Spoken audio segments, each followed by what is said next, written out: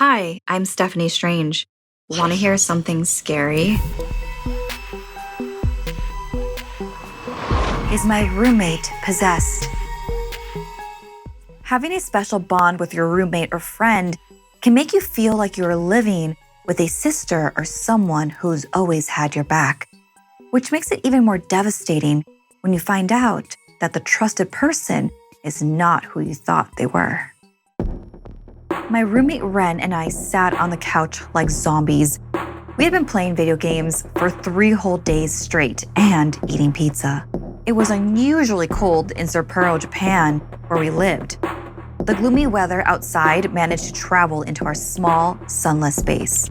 And there we sat, until she died, and didn't rejoin the game. I continued to play when a pillow pelted me right in the face. "Let's go outside and get some fresh air," Ren said. Not only did I dominate the level, but it was freezing out there. Another pillow came at me, and then another. Finally, one knocked the controller right out of my hand. "Seraphine, Seraphine," I shouted. That was our code word. It meant call a truce. And she stopped with the pillows, but insisted we leave the apartment. I didn't want to. It was dark and brutally chilly. But Ren wasn't giving up, and before I knew it, we were pulling on our heavy coats and trekking out into the bleak city. All bundled up, it wasn't that bad, and it felt good to stretch our legs. As we passed convenience stores and empty restaurants, the city felt dead in these weather conditions. I didn't like the eeriness, but Ren thrived on it. She wanted to stay out all night. We passed traffic lights, headed towards the outskirts of the city and towards the abandoned water station. It had been empty since the 80s, and no one was supposed to trespass inside. We approached the station, and the air was still. Too still. My eyes darted around nervously while Ren took off exploring, using her cell phone as a flashlight. She screamed, nearly giving me a heart attack. I grabbed my phone to turn on the light, but my battery was dying. Then, I hear Ren cry out loud with excitement. "What happened?" I shouted. She grabbed me and led me to a trapdoor. It was an entrance into the sewer tunnels.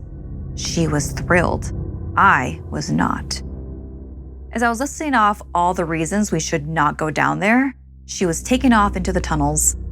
I was barely able to follow the light from her phone. Droplets of water hit my head, giving me a chill. I had to keep dodging the rats running over my feet. Ren stopped dead when her light illuminated what looked like a woman's face in front of us. I almost bumped into her. "You do see that?" I whispered. Ren shook her head. She must have seen her. It was impossible to avoid the sinister look in her eyes. Ren called out, "Hello?" But there was no answer. As we slowly moved closer, the light began to illuminate more of the woman. We got so close, it became undeniable. The woman had no body, just a floating, disembodied head. Startled, Ren dropped her phone, leaving us in the pitch darkness. I shouted for us to run. I could hardly see, but I knew what that creature was. It was the Nukekubi. We heard stories about it.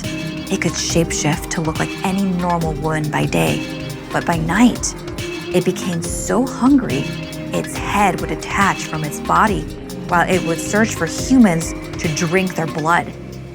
I felt teeth pierce the skin on my ankle. It felt like sharp knives burying deep into my bones. And with that, I tumbled to the ground. I punched and pounded until it released me. I limped as quickly as I could in the direction of the exit. It seemed like an eternity. I was sure it got Ren. I knew we shouldn't have gone down into the tunnels. Then I heard my name. It sounded like Ren, but I still had no light, and I had to be sure. What's the code word?" I shouted. No answer. I asked again, and finally, a light went on. "Ren?" She said, "Seraphine." It was a word, but somehow she had that same sinister look in her eyes as a Nukekubi. She took me by the arm, and with that, we walked home. It had been a couple of weeks since that night, and I just felt like something is off. My roommate looks like Ren, but she's different. I think I lost my friend that night in the tunnels. It makes my skin crawl to look at her as we sit watching TV on the couch. This version of Ren doesn't play video games with me anymore. She stopped being her playful, adventurous self, and I never see her eat. But she's got to get her fix somehow. I have to play it cool so she doesn't suspect I know something. "Do you have a problem?" she asked this one time she caught me staring. I shrugged and said no, but she did have a taste. It's only a matter of time before she digs into the rest of me. Like and share if this video gave you the chills. And don't forget to subscribe and turn on the bell for notifications. See you next time.